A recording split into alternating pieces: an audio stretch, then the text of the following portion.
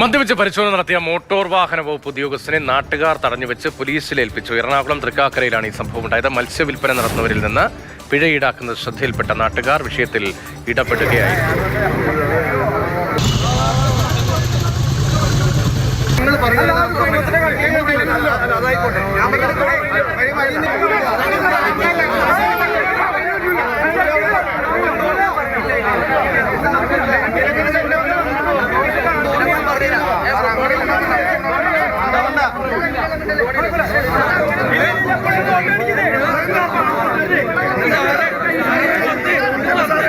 രാഗനുണ്ട് കൊച്ചിയിൽ നിന്ന് വിവരങ്ങളുമായി. രാഗൻ, ഇയാൾ ഒറ്റയ്ക്കായിരുന്നോ അതോ മറ്റുദ്യോഗസ്ഥർ ഉണ്ടായിരുന്നോ? മോട്ടോർ വാഹന വകുപ്പിന്റെ ഭാഗത്ത് പ്രതികരണങ്ങളുണ്ടോ?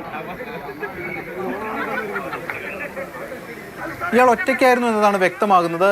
ഇയാൾ വാഹനം ഓടിച്ച് അവിടെ എത്തി, തുടർന്ന് അവിടെ നിന്ന് പുറത്തേക്ക് ഇറങ്ങി. അതിനുശേഷം അവിടെ മത്സ്യവില്പന നടത്തുകയായിരുന്ന അവരിൽ നിന്ന് അവരോട് സംസാരിക്കുകയും അവരുടെ ഒരു വാഹനവുമായി ബന്ധപ്പെട്ട കാര്യത്തിൽ പരിശോധന ഉണ്ടെന്നും അതോടൊപ്പം പിഴ എടുക്കണമെന്ന് ആവശ്യപ്പെടുകയും ചെയ്തു എന്നതാണ് ഇപ്പോൾ വ്യക്തമാകുന്നത്. ഇതിന്റെ അടിസ്ഥാനത്തിൽ ഇയാൾ സംസാരിച്ച് വന്ന ഘട്ടത്തിൽ നാട്ടുകാർക്ക് പന്തികേട് തോന്നി. തുടർന്ന് നാട്ടുകാരൊക്കെ ഇടപെടുകയും അതോടൊപ്പം തടഞ്ഞു വെക്കുകയുമാണ് ഉണ്ടായിട്ടുള്ളത്. തുടർന്ന് പോലീസ് എത്തി. അങ്ങനെ മദ്യപിച്ച് വാഹനം ഓടിച്ചതിന് ഇപ്പോൾ കേസ് രജിസ്റ്റർ ചെയ്തിട്ടുണ്ട് തൃക്കാക്കര പോലീസ്.